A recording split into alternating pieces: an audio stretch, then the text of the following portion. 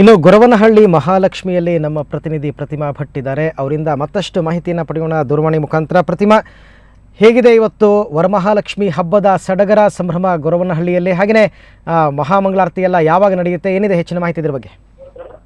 ನಿಜಕ್ಕೂ ಅರವಿಂದ್, ಇಲ್ಲಿ ಮಹಾಲಕ್ಷ್ಮಿಯನ್ನ ಪೂಜಿಸ್ಲಿಕ್ಕೆ, ಆಕೆಯನ್ನ ನೆನಲಿಕ್ಕೆ, ಆಕೆಯನ್ನ ಸ್ಮರಿಸ್ಲಿಕ್ಕೆ ಅಂತ ಬೇರೆ ಬೇರೆ ಕಡೆಗಳಿಂದ ಸಾವಿರಾರು ಭಕ್ತರು ಇಲ್ಲಿಗೆ ಹರಿದು ಬರ್ತಾ ಇದ್ದಾರೆ. ಗೊರವನಹಳ್ಳಿಯ ಮಹಿಮೆ ಅಂತದ್ದು ಅಂತ ಹೇಳ್ಬೇಕು. ಯಾಕಂದ್ರೆ ಇಲ್ಲಿರುವಂತಹ ಮಹಾಲಕ್ಷ್ಮಿ ಸಾಕಷ್ಟು ಪ್ರಭಾವಶಾಲಿ.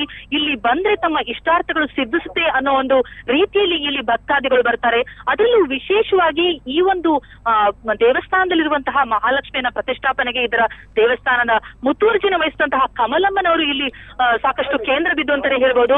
ಯಾಕಂದ್ರೆ ಕಮಲಮ್ಮನವರೇ ಇಲ್ಲಿ ಈ ದೇವಸ್ಥಾನವನ್ನ ಮುಂದುವರಿಸಿಕೊಂಡು ಬಂದಿರುವಂತವರು. ಅವರಲ್ಲಿ ಮಹಾಲಕ್ಷ್ಮಿಯನ್ನ ಕಾಣ್ತೀವಿ ಅನ್ನೋ ಒಂದು ಮಾತನ್ನ ಇಲ್ಲಿನ ಭಕ್ತಾದಿಗಳು ಹೇಳ್ತಾರೆ. ಹಾಗಾಗಿನೇ ಗೊರವನಹಳ್ಳಿಗೆ ವರ್ಷದಿಂದ ವರ್ಷಕ್ಕೆ ಬರುವಂತಹ ಭಕ್ತಾದಿಗಳ ಸಂಖ್ಯೆ ಹೆಚ್ಚಾಗ್ತಾನೆ ಇದೆ.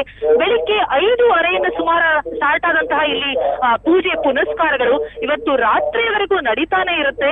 ಸೊ ಇದೇ ಇದರ ಮಹಿಮೆ ಅಂತ ಹೇಳ್ಬೇಕು. ಇಲ್ಲಿರುವಂತಹ ವರಮಹಾಲಕ್ಷ್ಮಿ ಹಬ್ಬವನ್ನ ಮನೆಯಲ್ಲಿ ಆಚರಿಸೋದಲ್ಲದೆ ಈ ದೇವಸ್ಥಾನಕ್ಕೆ ಬಂದು ಆಚರಿಸದಲ್ಲಿ ತಮ್ಮ ಇಷ್ಟಾರ್ಥಗಳು ಸಿದ್ಧಿಸುತ್ತೆ ಅನ್ನೋ ಒಂದು ವಿಚಾರದಿಂದಾಗಿ ಇಲ್ಲಿಗೆ ಬರ್ತಾರೆ ಭಕ್ತಾದಿಗಳು. ಬೆಳಗಿನಿಂದಲೇ ಸಾಕಷ್ಟು ಮಹಾಭಿಷೇಕಗಳು ನಡೆದಿವೆ, ಪೂಜೆ ಪುನಸ್ಕಾರಗಳು ನಡೀತಾವೆ. ಜೊತೆಗೆ ಪುಷ್ಪಾಲಂಕೃತ ಮಹಾಲಕ್ಷ್ಮಿಯನ್ನ ನೋಡಿ ನಲಿಯಲಿಕ್ಕೆ, ಆಕೆಗೆ ನೀಡಲಿಕ್ಕೆ ಅಂತೇಳಿ ಕಮಲವನ್ನ ಹೊತ್ತು ಬರ್ತಾರೆ ಇಲ್ಲಿ ಬರುವಂತಹ ಭಕ್ತಾದಿಗಳು.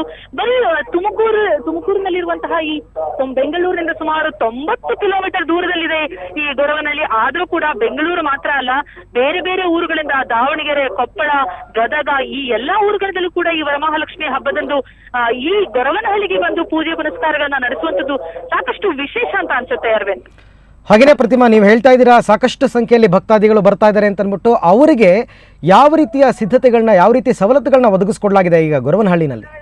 ಗೊರವನಹಳ್ಳಿಯಲ್ಲಿ ವರ್ಷದಿಂದ ವರ್ಷಕ್ಕೆ ನಾನು ಆಗ್ಲೇ ಹೇಳ್ದಂಗೆ ಭಕ್ತಾದಿಗಳ ಸಂಖ್ಯೆ ಹೆಚ್ಚಾಗ್ತಾನೆ ಇರೋ ಕಾರಣಕ್ಕಾಗಿ ಇಲ್ಲಿ ವ್ಯವಸ್ಥೆ ಕೂಡ ಸುವ್ಯವಸ್ಥಿತವಾಗಿದೆ. ಇಲ್ಲಿನ ಸಿದ್ಧತೆಗಳು ಕೂಡ ಅಂತ ಹೇಳ್ಬೋದು ಅರವಿಂದ್. ಯಾಕಂದ್ರೆ ಇಲ್ಲಿ ಇರುವಂತಹ ಸಾಲುಗಟ್ಟಿ ಬರುವಂತಹ ಭಕ್ತಾದಿಗಳಿಗೆ ಸಕಲ ವ್ಯವಸ್ಥೆಗಳನ್ನ ಮಾಡಲಾಗಿದೆ.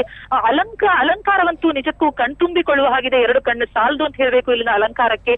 ಜೊತೆಗೆ ಭಕ್ತಾದಿಗಳು ಬಂದು ಹೋಗಿ ದರ್ಶನವನ್ನ ಮಾಡ್ಕೊಂಡು ಹೋಗ್ಲಿಕ್ಕೆ ಏನೆಲ್ಲಾ ವ್ಯವಸ್ಥೆಗಳು ಬೇಕೋ, ಸಾಲುಗಟ್ಟಿ ಹೇಗೆ ಬರಬೇಕು ಅವರು, ಅದಕ್ಕೆಲ್ಲ ಸಂಪೂರ್ಣ ವ್ಯವಸ್ಥೆಯನ್ನ ಮಾಡಲಾಗಿದೆ.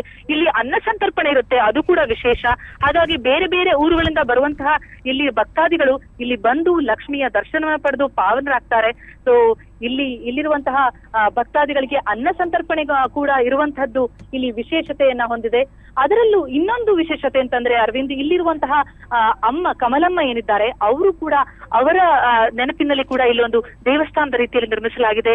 ಅಲ್ಲಿಯೂ ಬಂದು ಭಕ್ತಾದಿಗಳು ಕಮಲಮ್ಮನವರ ಅವರ ಆಶೀರ್ವಾದವನ್ನ ಪಡೆದು ಹೋಗ್ತಾರೆ. ಓಕೆ ಪ್ರತಿಮಾ, ಧನ್ಯವಾದ ತಮ್ಮ ಎಲ್ಲ ಮಾಹಿತಿಗಾಗಿ. ಗೊರವನಹಳ್ಳಿ ಅಂತಕ್ಕಂಥದ್ದು ಇತಿಹಾಸ ಪ್ರಸಿದ್ಧವಾದಂತಹ ಒಂದು ದೇವಸ್ಥಾನ. ಅದರಲ್ಲೂ ವರಮಹಾಲಕ್ಷ್ಮಿ ಹಬ್ಬದ ಇವತ್ತು ಅಲ್ಲಿ ವಿಶೇಷ ಪೂಜೆ ಪುನಸ್ಕಾರಗಳು ನಡೀತಾ ಇರ್ತಕ್ಕಂಥದ್ದು. ಅಲ್ಲಿಗೆ ಭಕ್ತಾದಿಗಳ ದಂಡೆ ಹರಿದು ಬರ್ತಾ ಇದೆ ಅಂತಕ್ಕಂಥ ಮಾಹಿತಿಯನ್ನು ನಮ್ಮ ಪ್ರತಿನಿಧಿ ನಮಗೆ ನೀಡಿದ್ದಾರೆ.